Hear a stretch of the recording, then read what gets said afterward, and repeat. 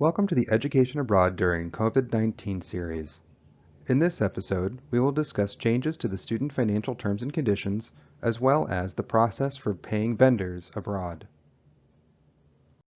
This presentation is intended for our faculty members to be able to understand the changes to student terms and conditions in case they are asked. However, we always will encourage you to forward those questions to us at the Education Abroad office. We will also go over any changes to vendors, including the purchasing of airfare, the making of deposits, and the use of P-cards for our programs.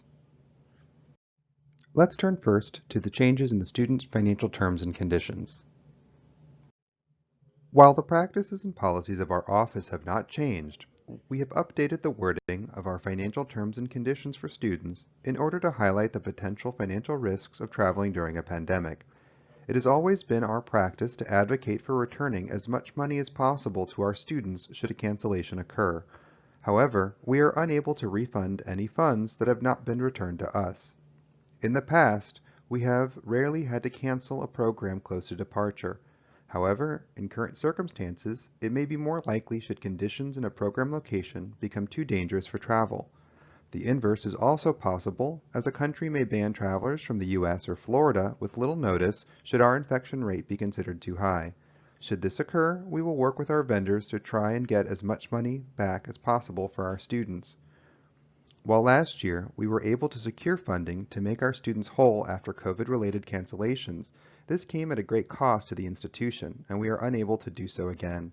This is why we have adjusted our timelines and are delaying payments to vendors to limit the financial risk to our students. We understand that this may be a difficult conversation and encourage you to refer questions about payments, refunds, and cancellations to our team. We just want to make sure that you're aware of our limitations so as not to overpromise to students during recruitment. Please be sure to refer students to our COVID-19 FAQ should they have any questions. The link is available at the bottom of the slide, on our website, and in the description of the video. As mentioned before, there have been some changes to how we pay our vendors.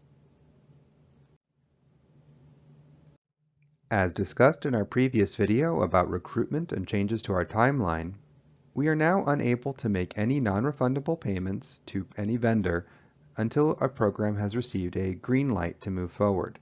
This green light is received 100 to 90 days before departure. For this purpose, vendors include airline companies, hotels, and providers. Faculty members who have received a P-card and specifically for this program or have a P-card through their departments are asked not to make any program-related purchases until they receive the all clear and the green light from their program manager. We understand that this may be difficult for small vendors and therefore encourage the use of larger program providers in order to do program planning this year. If you have questions, please speak to your program manager. As always, our team is here to support you through this process. If you have any questions, please do not hesitate to contact our team.